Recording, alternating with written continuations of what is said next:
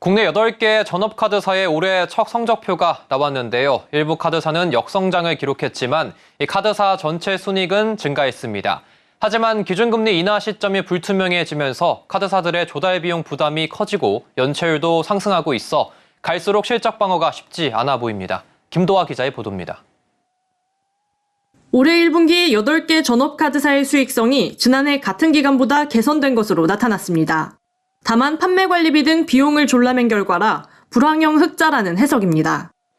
국내 8개 카드사의 올해 1분기 당기순이익은 약 7,200억 원. 1년 전 같은 기간과 비교하면 24% 증가했습니다.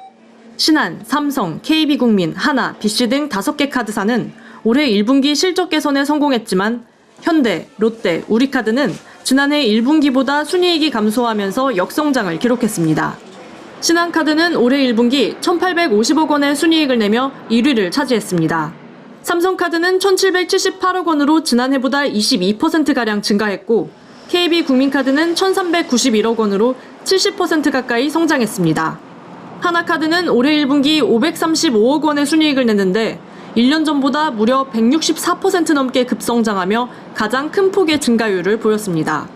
BC카드는 지난해 1분기 마이너스를 기록하며 최초로 분기 적자를 냈지만 올해 1분기 486억 원의 순이익을 내며 흑자 전환에 성공했습니다. 실적 개선에 성공한 카드사들은 내실 경영 기조에 따른 판관비 축소와 할부 금융 등 사업 다각화 전략이 한몫했다고 밝혔습니다.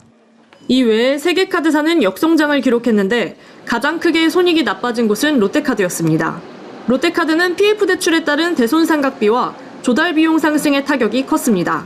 롯데카드의 올해 1분기 당기순이익은 약 248억 원으로 지난해와 비교해 반토막 났습니다. 우리카드의 올해 1분기 순이익은 지난해보다 36%, 현대카드는 지난해보다 10% 감소했습니다. 카드사마다 조달 계획과 전략이 다른데 고금리 시기 채권 만기가 도달하면서 일부 카드사들이 조달 비용 상승에 직격탄을 맞은 것으로 보입니다.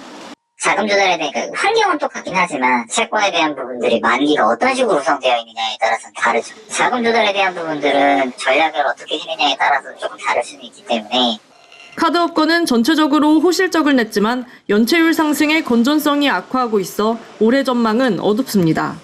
우리카드와 KB국민카드, 하나카드 등 일부 카드사의 실질 연체율이 마의 2%를 넘겼기 때문입니다.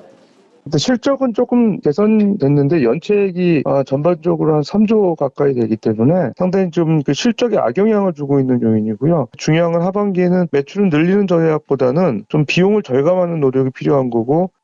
서울경제TV 김도하입니다.